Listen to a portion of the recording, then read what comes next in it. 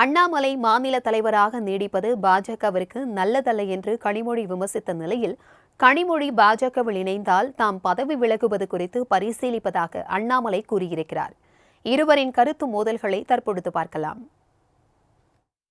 இல்ல, அவர் அடிக்கடி என்ன பார்த்து ஒரு கேள்வி கேட்பாரு, கனிமொழிக்கு என்ன தகுதி இருக்குன்னு. இரண்டாவது முறையாக மக்களால் தேர்ந்தெடுக்கப்பட்ட ஒரு பிரதிநிதியாக நான் அவருக்கு பதில் சொல்றேன்.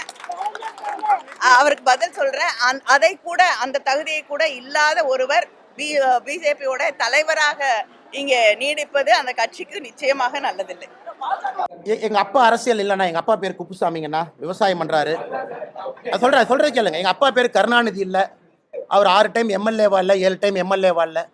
எங்க அப்பா தோட்டத்தில் ஆடு மாடு மேய்ச்சி விவசாயம் பண்றாரு. ஒரு பையன் நான். அதனால நான் ஜெயிக்கிற கொஞ்சம் நேரம் ஆகுங்கண்ணா.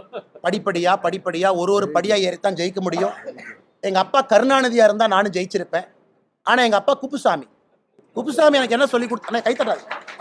குப்புசாமி என்ன சொல்லி கொடுத்துருக்காருன்னா, தம்பி மெதுவா போ, நியாயமா போ, நேர்மையா போ, நீ ஒரு நாள் ஜெயிப்பேன்னு தான் குப்புசாமி எனக்கு சொல்லி கொடுத்துருக்காரு. கனிமொழி அக்கா சொல்லியிருக்காரு, அண்ணாமலை அவர்கள் மாநில தலைவர் பொறுப்பிலிருந்து விலக வேண்டும்னு. ஒருவேளை கனிமொழி அக்கா பிஜேபிக்கு வர மாதிரி இருந்தால் பரிசீலனை பண்றேன்.